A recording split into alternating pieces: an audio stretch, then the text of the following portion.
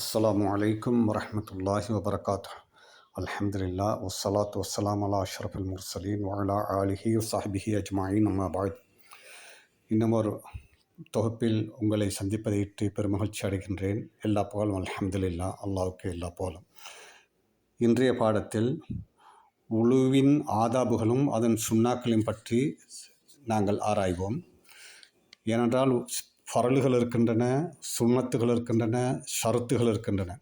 இது ஒவ்வொன்றுக்கும் ஒவ்வொரு வித்தியாசம் இருக்கின்றன. ஃபரல் என்றால் கட்டாயம் செய்தே ஆக வேண்டும், விடுபட்டால் அது தொழுகை சஹத்தாக மாட்டாது. எந்த அமலும் இந்த அமலுக்கும் என்னென்ன ஃபரலுகள் இருக்கின்றனோ அந்த ஃபரல்கள் ஏதாவது ஒன்று விடுபட்டால் அந்த அமல் ஏற்றுக்கொள்ளப்பட மாட்டாது. அதே போன்றுதான் ஷரத்தும் மிக மிக முக்கியமானது. ஃபரலை போன்றது தான் ஷரத்தும். எனவே அந்த ஷரத்துகளை கட்டாயம் பேணி நாங்கள் அந்தந்த அமல்களை செய்து கொள்ள வேண்டும்.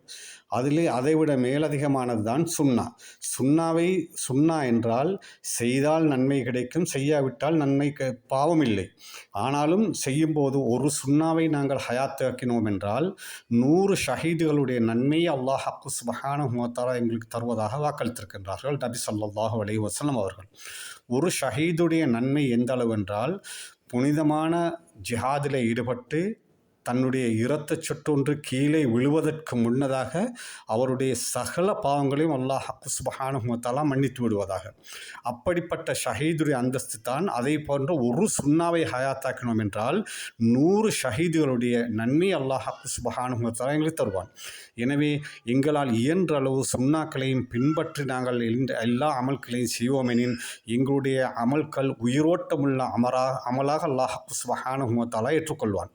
எனவே இந்த சுன்னத்துக்களுடைய விடயங்களிலே மிக ஜாக்கிரதையாகவும் மிக பேணுதலாகவும் நாங்கள் இருப்போமாயின் பெரிய விடயமல்ல, சிறிய சிறிய விடயங்கள் தான். அதை நாங்கள் செய்யும்போது அல்லாஹ் சுப்ஹானஹு வ தஆலா பெரும் நன்மை எங்களுக்கு தருகின்றான். நபி ஸல்லல்லாஹு அலைஹி வஸல்லம் அவருடைய ஷஃபாத்தும் எங்களுக்கு கிடைப்பதற்கு வாய்ப்பாக அமைகின்றது. நபி ஸல்லல்லாஹு அலைஹி வஸல்லம் அவர்கள் எங்களை பார்த்து சந்தோஷப்படுகின்றார்கள். என்னுடைய சுன்னாக்களை என்னுடைய உம்மத்தினர்கள் பேணி நடக்கின்றார்களே என்று நபி ஸல்லல்லாஹு அலைஹி வஸல்லம் அவர்கள் சந்தோஷப்படக்கூடிய விடயமாக இருந்து கொண்டிருக்கின்றன. அவற்றிலே ஒன்றுதான் நாங்கள் உழுவெடுக்கும் போது பேணக்கூடிய சுன்னாக்கள். அதிலே ஒன்றுதான் முதலாக கிப்லாவை முன்னோக்கி நாங்கள் உழுவெடுப்பது. கிப்லாவை முன்னோக்கி உழுவெடுப்பது மிகச் சிறந்த சுன்னாவாக இருந்து கொண்டிருக்கின்றன.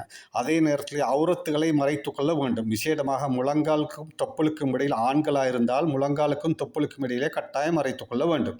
அவுரத்தை மறைத்து உட்கார வேண்டும். அடுத்ததாக நாங்கள் உழுவெடுக்கும் போது அஊது பிஸ்மியை சொல்லி அஊது பில்லாஹி மினஷ் ஷைத்தானிர் ரஜீம் பிஸ்மில்லாஹிர் ரஹ்மானிர் ரஹீம் என்று நாங்கள் உழுவெடுக்க வேண்டும். உழுவெடுக்க ஆரம்பிக்கும் போது அதை சொல்லிக்கொள்ள வேண்டும். அடுத்ததாக மிஸ்வாக் செய்து கொள்ள வேண்டும். மிஸ்வாக் செய்வது மிகப்பெரிய ஒரு சுன்னத்தாக இருந்து கொண்டிருக்கின்றன. நபி ஸல்லல்லாஹு அலைஹி வஸல்லம் அவர்களுக்கு அல்லாஹ் சுப்ஹானஹு வ தஆலா மிஸ்வாக் செய்வதையும் தஹஜ்ஜத் தொழுகையும் வாஜிபாக்கி இருந்தான். அவ்வளவு பெரிய ஒரு சுன்னத்தாக இருந்து கொண்டிருக்கின்றன. நபி ஸல்லல்லாஹு அலைஹி வஸல்லம் கூறினார்கள், லவ்லா அன் அஷுக்க அலா உம்மத்தி லா அமர்துஹும் பிஸ்வாக். என்னுடைய உம்மத்தினர்கள் மீது கஷ்டம் இல்லை என்றிருந்தால் மிஸ்வாக் செய்வதை நான் கட்டாயமாக்கி இருப்பேன் என்பதாக நபி ஸல்லல்லாஹு அலைஹி வஸல்லம் அவர்கள் சொன்னார்கள். எனவே மிஸ்வாக் செய்வதன் மூலமாக 90 விதமான நன்மைகளை அல்லாஹ் சுப்ஹானஹு வ தஆலா வைத்திருக்கின்றான். அதிலே ஆக மிகப்பெரிய நன்மை என்னவென்றால், எங்களுடைய ரூஹ் பிரியும் போது கலிமாவுடன் லா இலாஹ இல்லல்லாஹ் முஹம்மதுர் ரசூலுல்லாஹ் என்ற கலிமாவுடன் எங்களுடைய ரூஹ் பிரியக்கூடிய வாய்ப்பை அல்லாஹ் சுப்ஹானஹு வ தஆலா கொடுக்கின்றான். எனவே இந்த மிஸ்வாக் செய்வதை நாங்கள் கட்டாயமாக்கிக் கொள்ள வேண்டும். எந்த அமலை செய்வதாக இருந்தாலும் நல்ல அமல்கள், அல்லாஹ்வுக்கு பொருத்தமான, ரசூலுல்லாஹி ஸல்லல்லாஹு அலைஹி வஸல்லம் அவர்களுக்கு பொருத்தமான எந்த அமலை செய்வதாக இருந்தாலும் மிஸ்வாக் செய்து கொள்வது சுன்னத்தாக இருந்து கொண்டிருக்கின்றன. எனவே இந்த மிஸ்வாக்கை நாங்கள் சிறப்பாக முறையில் செய்து கொள்ள வேண்டும். அடுத்தது தண்ணீரின் தன்மையை மாற்றக்கூடிய அல்லது தண்ணீரை தடுக்கக்கூடிய ஏதாவது பொருள்கள் இருப்பின் அதை முதலாக நீக்கிக் கொள்ள வேண்டும். அடுத்ததாக ஒவ்வொரு செயலையும் 3 முறை செய்வது. அதாவது முகத்தை கழுவதென்றாலும் 3 முறை கழுவது, கையை கழுவதென்றாலும் 3 முறை கழுவது, தலையை மசூ செய்வதென்றாலும் 3 முறை, காலை கழுவதென்றாலும் 3 முறை.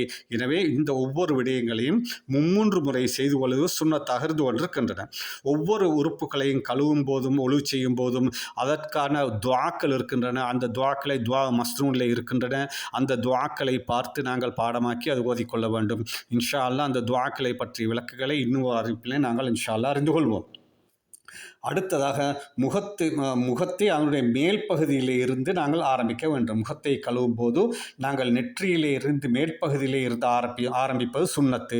ஆனால் முகத்தை எந்த இடத்தை கழுவினாலும் ஆரம்பித்தாலும் பிரச்சனை இல்லை. முகத்தில் மேற்பகுதியிலே இருந்து கழுவுவது சுன்னத்து. எனவே அப்படி முடியுமானவர்கள் அப்படியே கழுவிக்கொள்வது மிக ஏற்றமானதாக இருக்கும். அடுத்ததாக அடர்ந்த தாடி உள்ளவர்கள் தாடியை நல்ல முறையிலே குடைந்து கழுவிக்கொள்ள வேண்டும். அடர்ந்த தாடி உள்ளவர்கள் தாடியை நல்ல முறையிலே குடைந்து கழுக வேண்டும். அடர்த்தி இல்லாதவர்கள் நல்ல முறையிலே தண்ணீர் ஓடக்கூடிய முறையிலே அதை நல்ல முறையிலே கழுவிக்கொள்ள வேண்டும்.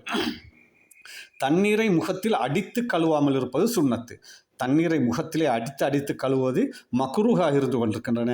எனவே அந்த தண்ணீரை முகத்தில் அடிக்காமல் நாங்கள் நல்ல முறையிலே கைக்கு எடுத்து நல்ல முறையிலே கழுவிக்கொள்ள வேண்டும்.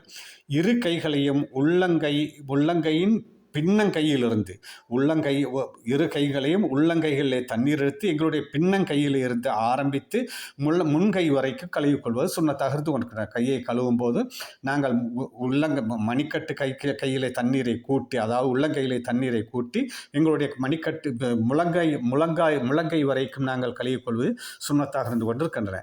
எனவே இதை 3 முறை கழுவிக்கொள்ள வேண்டும். இன்னும் ஒருவர் ஊற்றி கழுவதாக இருந்தால், இன்னொருவரின் மூலமாக தண்ணீரை ஊற்றச் சொல்வதை கழுவதாயிருந்தால் முழங்கையிலே இருந்து கீழ்கை வரைக்கும் கழுவுவது சுன்னத்து. அடுத்ததாக இடுக்குகளையும் தோல் மடிப்புகளையும் நல்ல முறையிலே விரித்து தேய்த்து கழுவிக்கொள்வது சிறந்ததாக இருக்கின்றன. ஏனென்றால் தோல் மடிப்புகளிலே தண்ணீர் செல்ல மாட்டாது. சில நேரம் அந்த தோல் மடிப்புகளிலே தண்ணீர் செல்லாமல் அது கழுவப்படாமல் இருந்தால் உழுவே கூட மாட்டாது. எனவே அதை நல்ல முறையிலே விரித்து கழுவிக்கொள்ள வேண்டும். மோதிரங்கள் அடர்த்தியான முறையிலே மோதிரம் போடப்பட்டிருந்தால் அந்த மோதிரத்தை நுகைத்து கழுவிக்கொள்ள வேண்டும். உசிப்பி தண்ணீர் உள்ளே செல்ல விதத்திலே நாங்கள் நல்ல முறையிலே கழுவிக்கொள்ள வேண்டும். அடுத்ததாக காலை கழுவும் போது காலை எங்களுடைய கை விரல்களினால் குடைந்து கழுவுவது சுன்னத்தாக இருந்து கொண்டிருக்கின்றன. அதை குடைந்து கழுவும் போது எங்களுடைய இடது கையின் சின்ன விரலின் மூலமாக சின்ன விரலை நாங்கள் வலது காலின் சின்ன விரலுக்கு அடியில் போட்டு, இடது கையின் சின்ன விரலை வலது காலின் சின்ன விரலுக்கு போட்டு ஒவ்வொன்றாக அந்த சின்ன விரலிலிருந்து ஒவ்வொரு விரலாக நாங்கள் குடைந்து சின்ன விரலின் மூலமாக குடைந்து கழுவி இடது காலின் சின்ன விரலின் மூலமாக முடிப்பதும் ஒரு சுன்னத்தாக இருந்து கொண்டிருக்கின்றன. எனவே அதே போன்று எங்களுடைய காலுடைய பிற்பகுதி, குதிக்காலுக்கு பிற்பகுதியை நல்ல முறையிலே கையினால் தேய்த்து கழுவுவதும் சுன்னத்தாக இருந்து கொண்டிருக்கின்றன. எதிலும் வலதை முற்படுத்திக் கொள்வது சுன்னத்தாக இருந்து கொண்டிருக்கின்றன. நாங்கள் வலதை முற்படுத்தி செய்வதும் மிகப்பெரிய ஒரு சுன்னத்தாக இருந்து கொண்டிருக்கின்றன. ஏனென்றால் எல்லா நற்காரியங்கள் அனைத்தையும் செய்யும் போதும் நல்ல விடயங்கள் எதை செய்வதாக இருந்தாலும் ரசூலுல்லாஹி ஸல்லல்லாஹு அலைஹி வஸல்லம் அவர்கள் வலதினாலே தான் செய்வார்கள். எனவே வலது கையினால் வலது பக்கத்தை முற்படுத்துவது மிகச்சிறந்த ஒரு சுன்னத்தாக இருந்து கொண்டிருக்கின்றன. அடுத்ததாக விசேடமாக நாங்கள் இதை செய்யும் போது நான் ஆரம்பத்திலே கூறினேன் 3 முறை கழுவ வேண்டும், நல்ல முறையிலே தேய்த்து கழுவ வேண்டும் என்பதாக. அதற்காக வேண்டி தண்ணீரை இஸ்ராஃப் செய்யக்கூடாது, வீண் விரயம் செய்யக்கூடாது.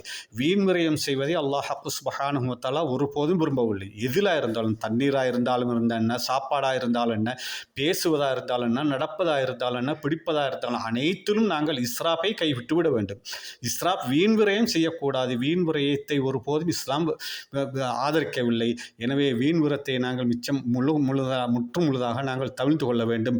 வீண் விரயம் இல்லாமல் அல்லாஹ்வுக்கும் ரசூலுக்கும் பொருத்தமான முறையிலே எங்களுடைய அமல்களை செய்து ஈரோலகத்தின் நட்பேர் அடைவோமாக. வஆஹிரு தஅவானா அனில் ஹம்துலில்லாஹி ரப்பில் ஆலமீன். வஸ்ஸலாமு அலைக்கும் வரஹ்மத்துல்லாஹி வபரகாத்துஹு.